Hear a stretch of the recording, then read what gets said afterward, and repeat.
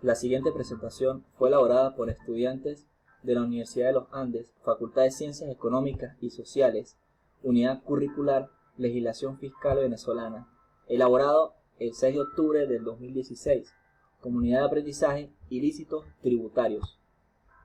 El profesor de la Unidad Curricular, el magíster en Ciencias José Ladio Flores, y los autores José Arellano Contreras y Eibar Becerra Duarte. Antes de comenzar a definir lo que es un ilícito, es importante tener claro el concepto de obligación, que se considera como toda situación en la que un sujeto tiene que dar, hacer o no hacer algo. En el ámbito tributario, se establece que la obligación es el vínculo que existe entre el sujeto pasivo y el sujeto activo.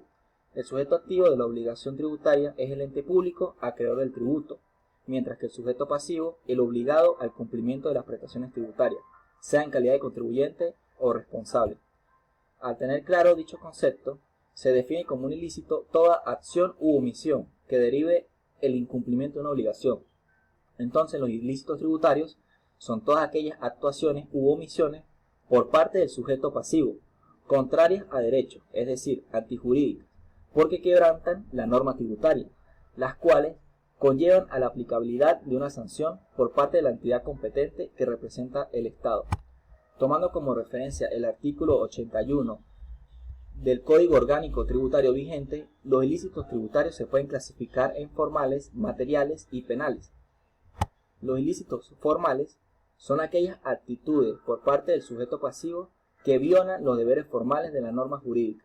Estos incumplimientos de los deberes son los siguientes: no inscribirse en los registros exigidos por las normas tributarias respectivas, no emitir, entregar o exigir comprobantes, lo que es emitir facturas cuyos datos no coincidan con el correspondiente a la operación real o sean ilegibles, alterar las características de las máquinas fiscales, no llevar libros o registros contables o especiales, o llevar los libros pero sin las formalidades establecidas, no presentar declaraciones y comunicaciones, o presentarlas pero con un retraso superior a un año o en forma incompleta, no permitir el control de la administración tributaria, lo que es producir, circular o comercializar productos o mercancías sin los elementos del control exigidos por las normas tributarias, o estos sean falsos o alterados, no informar y comparecer ante la administración tributaria, no acatar las órdenes de la administración tributaria dictados en uso de sus facultades,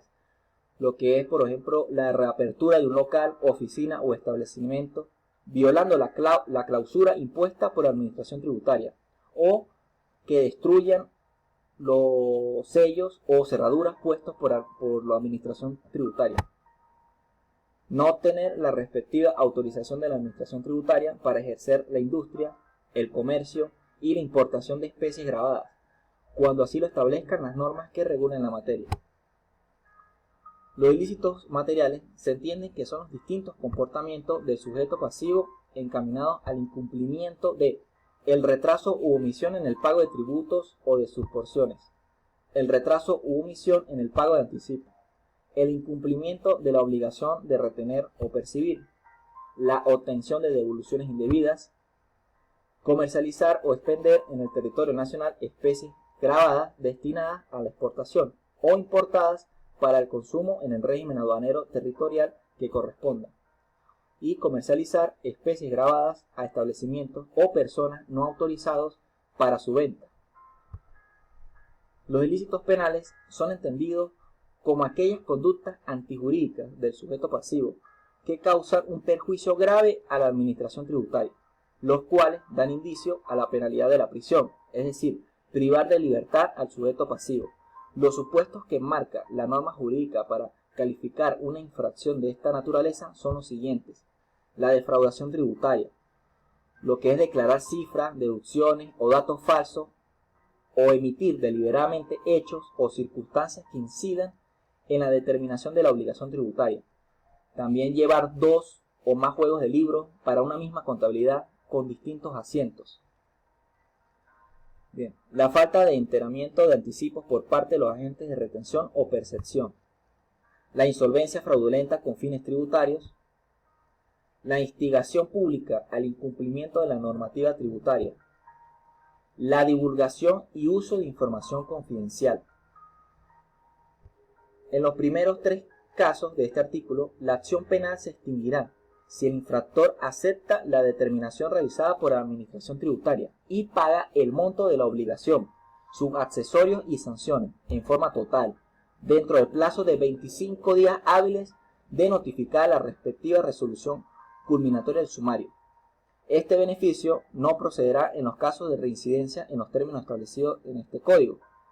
Las sanciones restrictivas de la libertad se van a incrementar el doble para el funcionario o empleado público que en ejercicio o en ocasión de sus funciones participe, colabore o coopere en los ilícitos tributarios penales previstos en el presente código.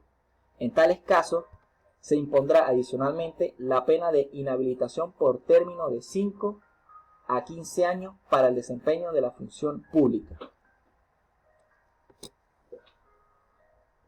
Conceptualización tributaria. Sanciones tributarias. Pena para un delito o falta. Castigo o pena para aquellos individuos que obran en contra de la administración tributaria y de la recaudación de tributos. ¿Quién las aplica? Esta sanción, en el artículo 89 del Código Orgánico Tributario nos dice que las sanciones, salvo las penas restrictivas de libertad, serán aplicadas por la administración tributaria, sin prejuicio de los recursos contra ellas pueden ejercer los contribuyentes o responsables. Las penas restrictivas de libertad y la inhabilitación para el ejercicio de oficios y profesiones solo podrán ser aplicadas por los órganos judiciales competentes de acuerdo al procedimiento establecido en la Ley Procesal Penal. Normas tributarias. Conjunto de leyes y reglamentos que regulan las obligaciones para que la ciudadanía pague sus impuestos. Incumplimiento. El incumplimiento de las obligaciones fiscales genera multas, recargos, auditorías y, en casos extremos, hasta penas de cárcel. Características. Según el artículo 82 del Código Orgánico Tributario, cuando concurran 2 o más ilícitos tributarios sancionados con penas pecuniarias, se aplicará la sanción más grave, aumentada con la mitad de las otras sanciones. Se le conoce como la media. De igual manera, se procederá cuando haya concurrencia de un ilícito tributario sancionado con pena restrictiva de libertad y de otro delito no tipificado en este código.